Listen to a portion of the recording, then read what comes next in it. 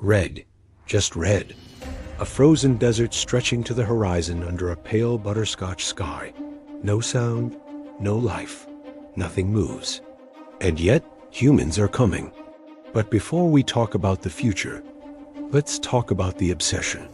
Humans have been staring at that little red dot for thousands of years.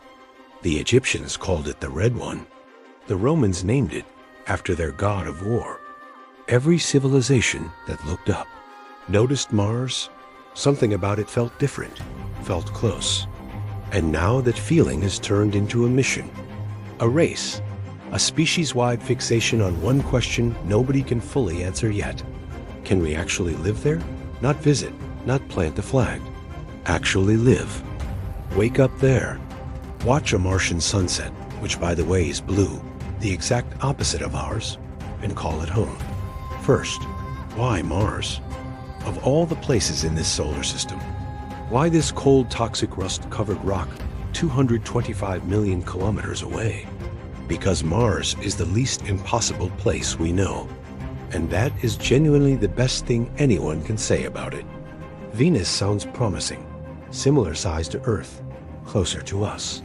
But its surface melts lead, and its atmosphere is clouds of sulfuric acid. Jupiter and Saturn have no surface to stand on. Mars, though. Mars has days almost exactly 24 hours long. It has seasons. It has polar ice caps. It has a rocky surface you can walk on. It has water ice confirmed beneath its surface. Hostile. Deeply hostile. But the most Earth-like hostile place we have ever found. Now let's be honest about what Mars actually is. Because Hollywood has been lying to you. Mars is a silent killer dressed in rust. The atmosphere is 95% carbon dioxide and nearly 100 times thinner than Earth's. Step outside without a suit and you are dead in under 2 minutes. Average temperature minus 60 degrees Celsius. The surface is soaked in radiation because Mars lost its magnetic field billions of years ago. The soil is toxic. And the dust storms. Global dust storms that swallow the entire planet for months. The Opportunity rover survived 15 years on Mars. A dust storm killed it in 2018. Not dramatically, just dust. Slowly covering its solar panels until it went silent forever. If dust can kill a rover, imagine what Mars does to a human. So why are we still going?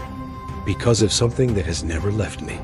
Putting all of human civilization on one planet is like keeping your entire life savings in one pocket. One asteroid, one supervolcano, one catastrophic mistake, and it is all gone. Mars is not a backup plan. It is the acknowledgement that we are smart enough to know we are vulnerable. But also, something in the human brain cannot look at a horizon without needing to know what is on the other side. We crossed oceans we could not see the end of. We climbed mountains with no practical reason to climb. Mars is the next horizon, and some part of us has always known we were going. Right now, we are closer than we have ever been. NASA's Perseverance rover is collecting rock samples on Mars as we speak. In 2021, NASA's MOXIE experiment produced oxygen directly from the Martian atmosphere. On Mars, for the first time in history, we can make air on Mars.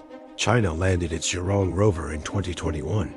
SpaceX is building the most powerful rocket ever made with Mars as its destination.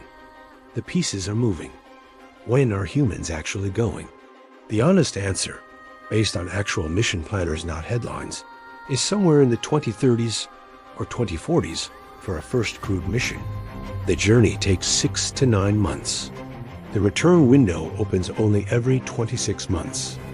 The first humans on Mars will be there for a very long time. Alone in a way, no human has ever been alone. A permanent self-sustaining colony is not decades away. It is centuries. Terraforming Mars is thousands of years away. Maybe never. But a research outpost, humans living on Mars the way they live in Antarctica today, that is not science fiction anymore. That is engineering. That is funding. That is time. And here is what I want to leave you with. Every place humans call home today was once considered unreachable. The Americas were a myth. The deep ocean was full of monsters. The sky was for birds. Space was for gods. And one by one, we went anyway.